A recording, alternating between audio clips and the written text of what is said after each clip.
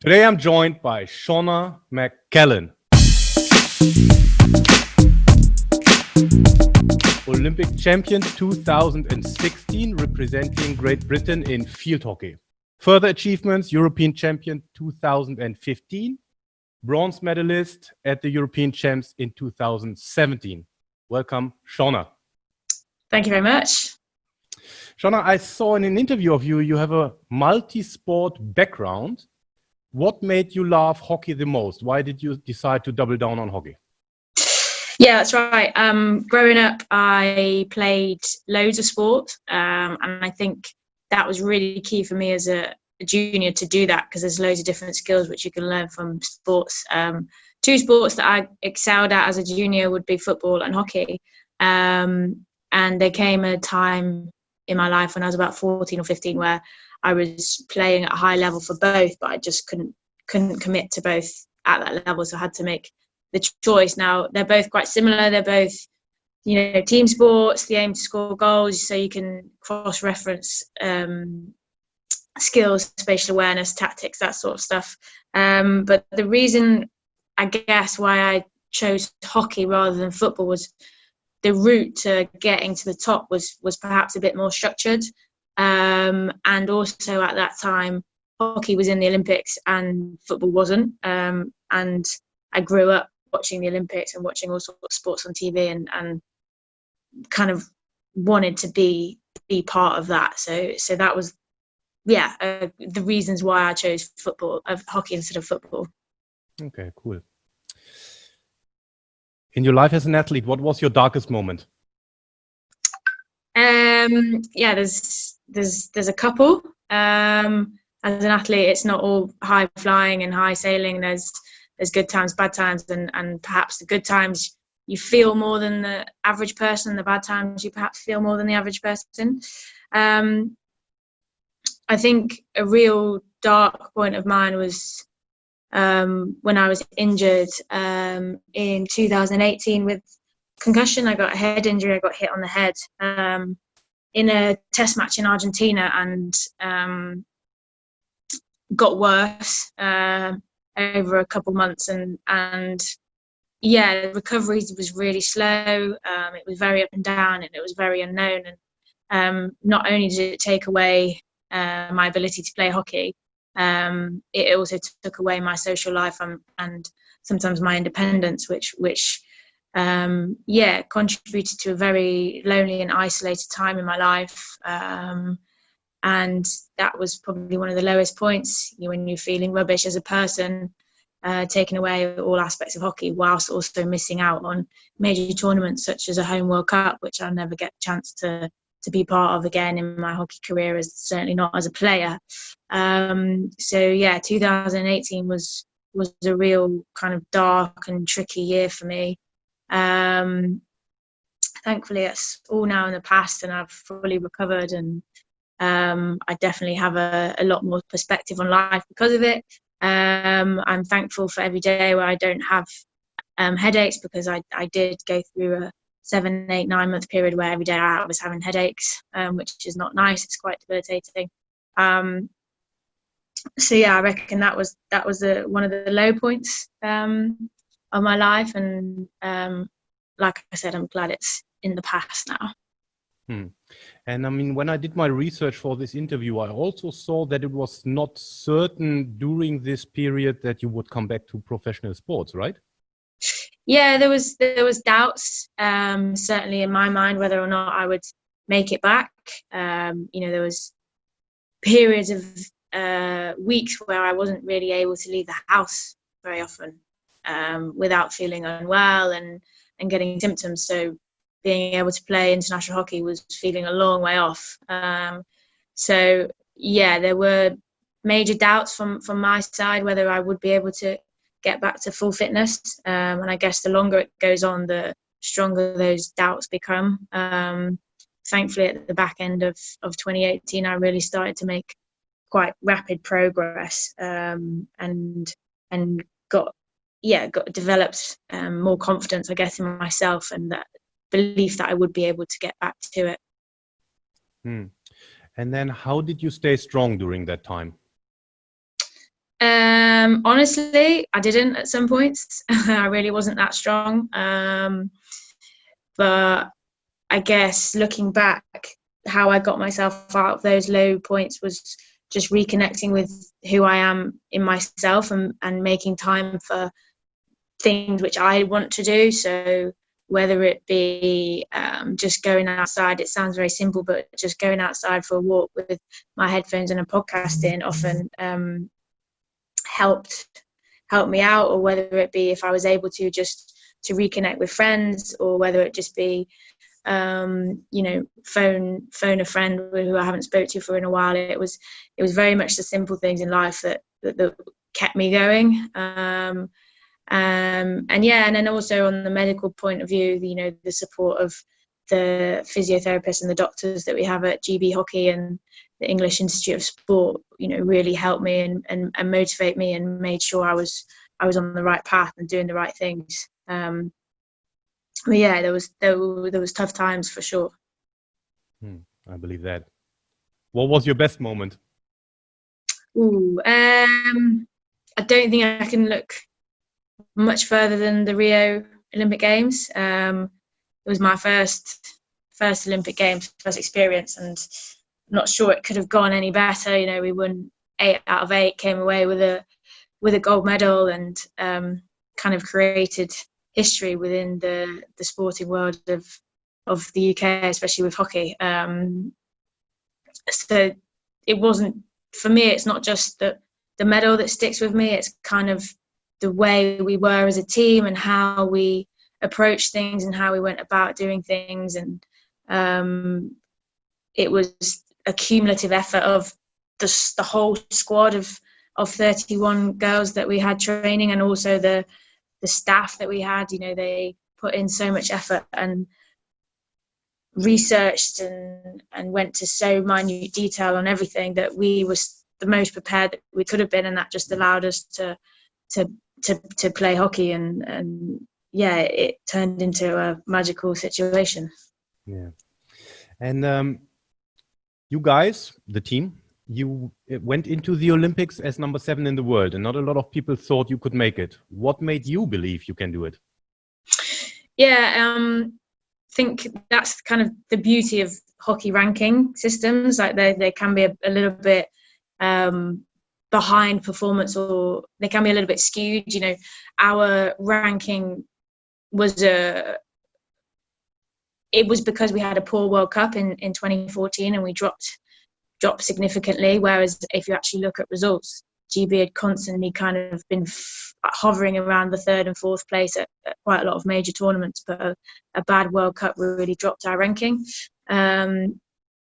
So it didn't bother me going into it what that ranking was. I knew that we could beat any team on our day, and we had done in the 18 months leading up to Rio. But also any team could beat us on their day as well. So I knew it was going to be close, but I knew that we were the most prepared team that we could have been. And when you go into a competition or a match knowing that you couldn't have done any more, well, it kind of takes the pressure off a little bit, because you couldn't have done any more, and what will be will be. And yeah, there was some tight games in the tournament.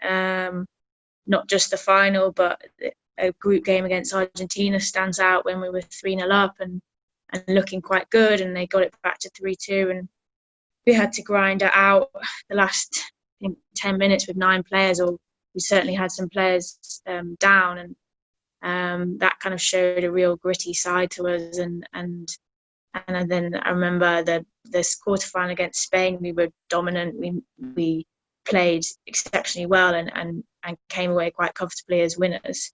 And then obviously the final, for a spectator, it had it all. It had goals, it had penalties, it had a comeback, it had team going up, it had a penalty shootout. And yeah, the preparation that the girls did, both physically and psychologically, for those shootouts, both the players and the keeper and the staff came to light and ended up taking that gold medal home. Mm-hmm. Nice. If you could travel back in time 10, 15 years, what advice would you give a younger Shona? I would say don't be so hard on yourself. I think it's part of athletes' traits to be perfectionists. You always want to be better. You always want more. And I certainly had that growing up. I was often really, really quite hard on myself, and I would walk off a hockey pitch thinking of all the mistakes that I'd made, and I couldn't recall any good things that I'd done. So I would say that, and to really know the importance of being physically and mentally prepared. So put the work in training. You put the work in training, and then matches become easier, both mentally and physically. That's an interesting question, especially the one mentally versus physically. What do you think influences the other one more? So does the mental side influence the physical side more, or vice versa? I'm a big believer that the mental side in top sport is what makes the difference between a good player, a great player, and a world-class player. If you ask, 100 athletes to do the same skill, they'll be able to do it. Now, if you ask those 100 athletes to do the same skill when pressure is applied, whether that be physical pressure or external pressures of people watching them or both, then the execution level will go down. And I've certainly kind of experienced when I'm not mentally on it, my performance drops. And I believe that kind of the mental side does drive the physical side. So it is important to train both, because they are as important. Well, they are important for international athletes. And it's about accepting that the mental side will have a part to play. So you do have to train. Nice. What are the habits that make you a successful person or athlete? I think being organized, which then allows you to give it all at training, because you can compartmentalize things, and when you're at training, you're just at training, and you're prepared as you can be. I think you need to be very disciplined. It's not just a 9-to-5 job where you can turn up at 9 o'clock having not eaten and not slept well, do your job and then go home and relax. Like it's a lifestyle, so you're constantly on. Now, of course, there's certain times where you have more downtime, but you do need to be very disciplined. You need to be willing to put in the hard work when nobody's watching. So yes, doing those sessions, training sessions, extra training sessions when people are there and people are helping you with it, but can you motivate yourself to get up and do those sessions when there's nobody there watching you at the same intensity? Yeah, really cool. That leads perfectly into the note I've taken here. I've seen in an interview that you basically said you have to be willing to put in the hard work, to grind it out all the time. Now, the question that I have in my head is that something you have been born with, or is that something you have trained? I think it's a bit of both. I think I've always been quite a gritty person and don't give up easily. If you speak to my parents as a toddler, as a kid growing up doing sports, I was always a bit of a battler. But I do think you can be taught it and be taught to be comfortable with being tired and knowing that you can still carry on. It's often a mental game. You think that you're tired, but you can do more, and that is most definitely learnt by doing it, and also being pushed as well by coaches, whether that be physical coaches, strength and conditioning coaches, that sort of thing. And at what time do you think came that switch for you, that you worked on it? I think it was probably at the age of about 18 or 19. I really upped my training and really pushed myself physically to be in the best shape that I could be. And I kind of realized that I could keep going and keep going. Even though I felt tired, I still had extra legs in me, or I could keep going for another couple minutes. And then it was just about kind of building on that confidence and carry on pushing myself. I know that when I come off a hockey pitch, I will not feel satisfied if I've not given 110%. If I've got, some left in the tank, then I feel disappointed. So one of my things is I always give 110% no matter what. Do you have a morning routine? Not overly. I do like to take my time in the morning. So, if I do set my alarm probably an hour before I need to leave the house. Always have breakfast, regardless. Always have a litre of water as well, or squash or something. If I'm not training straight away, then I'll always have a shower. But if I'm going straight to training, then I usually won't. But yeah, I'm usually pretty good in the mornings. I'm not grumpy or I'm usually quite awake and quite alert. How do you prepare yourself for important moments? For me, preparing myself for important moments means normalizing it. So visualizing things beforehand or talking about things beforehand. So, for example, we recently had our Olympic qualifying matches against Chile. They were a 2-game series, and basically the winner took an Olympic spot and the loser didn't. And so talking about what it might feel like, look like, how the whole event will feel beforehand really helped. So when I was there, I was already prepared for those feelings because I'd thought about them and digested them.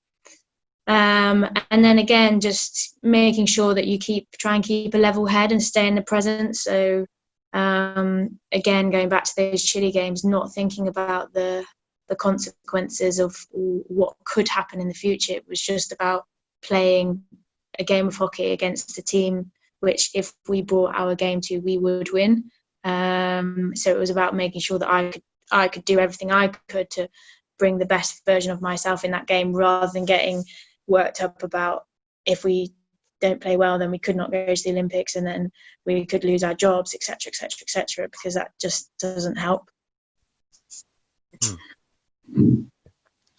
I wanted to go back to that Olympic final in Rio. I mean, I know the backstory. Probably a few people who will be watching that or who will be listening to it might not know. When you were facing the Dutch in the final, right? And the Dutch have won the previous 2 Olympics and were determined to win their 3rd title. You joined the national team in 2013, so you have done the entire preparation. Just outline, how did you guys prepare for that Olympics? Well, yes. So we're always preparing for the Olympics, but I guess it really ramped up kind of after the World Cup, when we got a new coach and a new psychologist in, and then details of the Olympics started to come about. So how many games we would be playing, who we would be playing, etc., etc., etc. So there was a big project done behind the scenes by the English Institute of Sport and GB Hockey, which was called 8 games in 14 days, because that's what we had. And that was basically about making sure that we were the best prepared team physically to be able to do that, because playing 8 games in 14 days is a big ask. That's nearly half a domestic season in 2 weeks, plus training, plus some practice matches. So the preparation in terms of training was all mapped out by the experts in that field, so we didn't have to think about that. We just had to execute. And then, like I said earlier about normalizing situations and talking about them earlier, we did a lot of that. So tapped into the knowledge of previous players that had been to the Olympics, how it felt, how do they deal with it, what you would be feeling, what's normal, what's it's going to be expected. So once we were kind of there, even though it was my first and lots of other girls' first experiences of Olympic Games, it felt quite normal. And then I guess the hockey side of it, the coaches did an amazing job of implementing some specific tactics for each team, and they seemed to work, or they did work for each game. We got it tactically right, and as players we just executed. And yeah, it wasn't new for us. We'd been practicing those kind of situations and scenarios leading up to the games. Had specific practice games against specific teams and specific scenarios in training. So we kind of just knew what we needed to do. And that final was very close, right? It was, you were up, then you came back twice from being down, then it went to penalties. What do you think made the difference in the end? Yeah, well, it was, I think, a factor that I believe played a part was probably the European final the year before, when it was the same situation. We were down with, I think, 8 minutes to go. We were 2-0 down and came back to 2-2. And ended up winning that penalty shootout. And we learned a lot from that in terms of preparation, body language, what clues you can get from the opposition, and how we want to portray all ourselves. And Rio was quite similar. We came back from being down to being up, and then being level. So momentum is sometimes can be a big thing in sport. And if you looked at kind of both the two teams when the final whistle went, you looked at the Dutch team body language compared to our body language, it was very different. And whether or not they think that it did, but I think perhaps psychologically it had a bit of an impact on them, that we had beaten them in the penalty shootout the year previously, and we'd capitalised on the learning that we'd had from that penalty shootout and grown. All the girls and keeper included stepped up and delivered what they needed to do. How do you overcome setbacks? Overcoming setbacks, first and foremost, you have to kind of face it up and explore why it's happened or how it's happened. And then you've got to make a plan as to what your next steps are. There's no point always going into why me, why has this happened, and dwelling on the past. You have to, yes, face it up and have a think about it, but then try and get yourself into future positive mode and think of a plan, whether that be just for the next day or the next 2 to 3 days, whether that be for the next week or month in advance, and then talk to people that can help you with that plan, whether that be friends or family, teammates or professionals. I think talking's a big thing that can help you overcome setbacks. Cool. Who's your role model and why? I get asked this question quite a lot, but I don't really have one. I never really looked up to that one person growing up. I remember watching the Olympics on TV in 2000, and it was the athletics on. And I remember watching some of the girls I think it was the 400 meters, thinking, wow, I want to be in that Olympic stadium one day. And that moment has stuck with me, and that sparked my, I guess, excitement for the Olympic Games and drive to be there. I guess off the hockey pitch and away from the sporting field, my role model will probably be my gran, because she's always pretty upbeat and positive, and always sees the good things and keeps everyone's feet firmly on the ground around her, and always reinforces the importance of being a good human. Manners don't cost a thing. She's a big believer in that, and so am I, and so is the rest of kind of my family, that being good people doesn't cost anything. So I guess her. That's an interesting one, because I also read that you participate in a charity, right? So you're giving back to the community. Can you talk us through what you're doing there and for who it is? Yeah, so I work with a sports charity called the Mintridge Foundation, and that essentially helps connect youngsters, whether that be schools, primary schools, secondary schools, with sports people. and there's a range of different kind of services, I guess, that we can go in and do. It might just be a one-off assembly, or it could be a coaching session, or it could be perhaps mentoring the younger students or a group of younger students, whether that be in sport or life, and that's quite rewarding. Like, I love going into schools and meeting kids, and they have such an infectious energy, and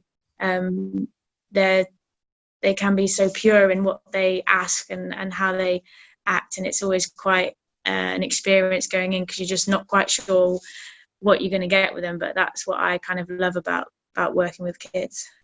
Yeah, and I believe it's also pretty cool for the kids, because they get to have contact with high performance athletes and Olympians. Yeah, I guess so. And yeah, I remember when I was younger, I met a couple of high profile sports people, and I definitely still remember that now, and remember thinking when I was younger, oh, that's really cool, they've done this, they've done that.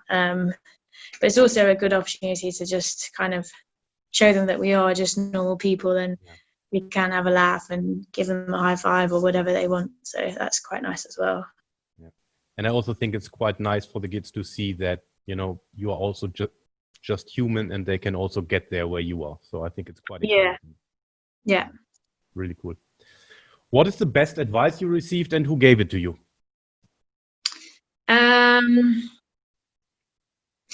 I don't know who gave it to me, whether I read it online or listened to it in an interview, but the best advice that I had was, if you work hard in training, then competitions will be easier.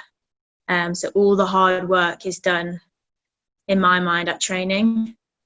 And then when you have competition or matches, you've done everything that you can.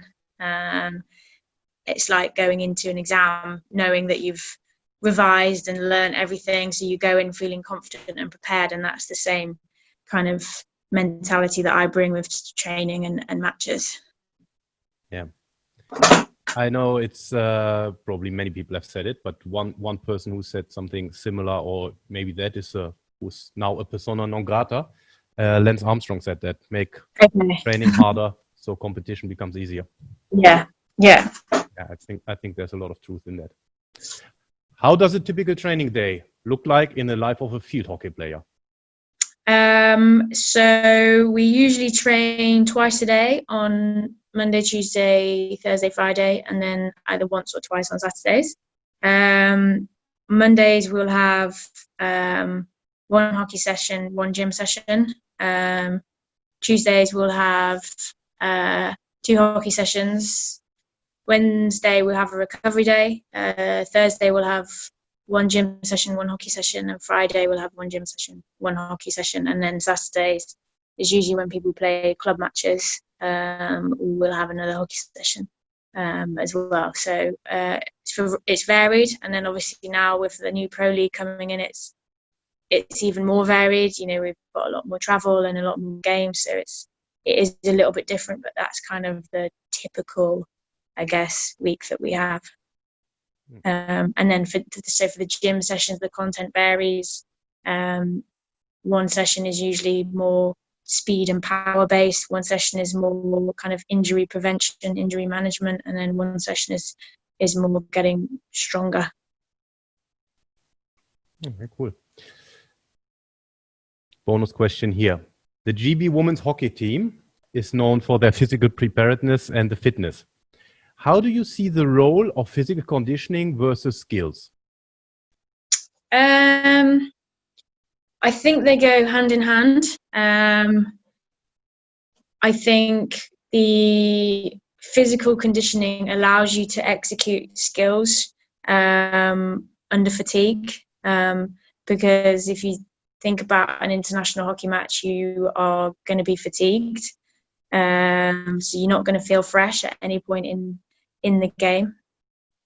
So I think there's a real importance to train the body physically and get yourself tired, and also then practice skills and hockey whilst you're under fatigue, because that's what's going to happen in the games. I think you can take it too far and just do loads of physical training and running, and get really good at, running on treadmills or running in straight lines, but you're not practicing playing hockey and thinking whilst I'm under fatigue. So that's why I really enjoy the sessions that we do and believe in them when we're practicing skills and playing hockey like under a real good level of fatigue.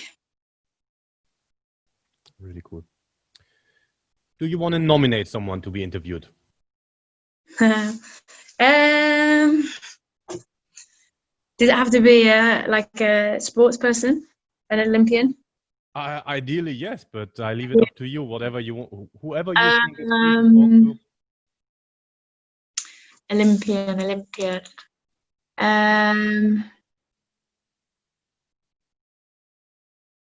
I mean, you can nominate I can nominate any one of my hockey team. Oh. That's quite boring. Let me get back to you. Cool. So, what else is going on in the life of Shona McCallin at this moment in time? This moment in time, it's just turned the start of the 2020 decade. So 2020 means it's Olympic year. So we're very much looking forward to Tokyo. We qualified at the end of last year, so everything is gearing up towards that.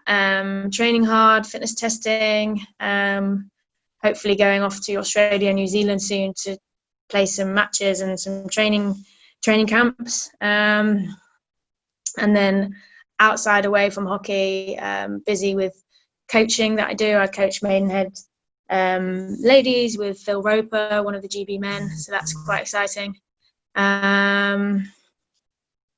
And then kind of on a side project, I'm doing an online course in nutrition to help me understand that a little bit more, what I can do to help myself. And then also doing some kind of improvements to my home as well at the moment to make it how I want it to be. So fairly busy.